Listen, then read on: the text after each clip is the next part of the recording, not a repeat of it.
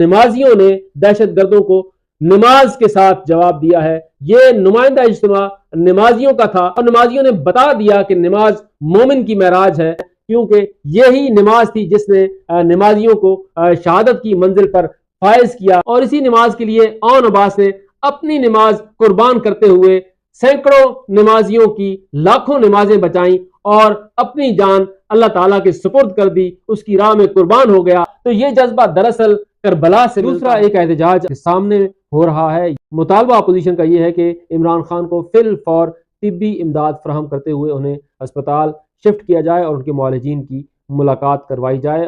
تیسری جو اہم بات ہے وہ یہ ہے کہ بڑی مذہبی سیاسی جماعتوں کے قائدین کی ملاقات ہوئی ہے۔ یہ ملاقات امیر جمعیت علماء اسلام مولانا فضل الرحمان اور قائد ملت جعفریہ پاکستان علامہ سید ساجد نقوی کے درمیان ہوئی ہے۔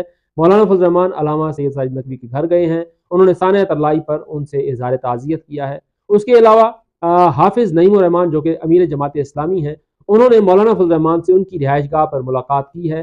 ان ملاقاتوں میں بھی ملک کی مجموعی امن و امان کی صورتحال، سیاسی صورتحال پر غور ہوا ہے، اور اس کے ساتھ ساتھ خطے کی بدلتی صورتحال اور بورڈ آف پیس کا معاملہ زیر غور آیا ہے۔ اس کے علاوہ سفیر کی طرف سے ایک اہم ترین بات کی گئی ہے، اور انہوں نے یہ کہا ہے کہ کسی قسم کی کوئی جنگ نہیں ہوگی، کوئی جنگ نہیں ہوگی، امریکہ کی دھمکیوں میں ایران نہیں آئے گا، کوئی جنگ نہیں ہو رہی، ایران کو دھمکانے کی کوشش کی جا رہی ہے، جیسا حملہ کیا جائے گا ویسا ہی جواب دیا جائے گا۔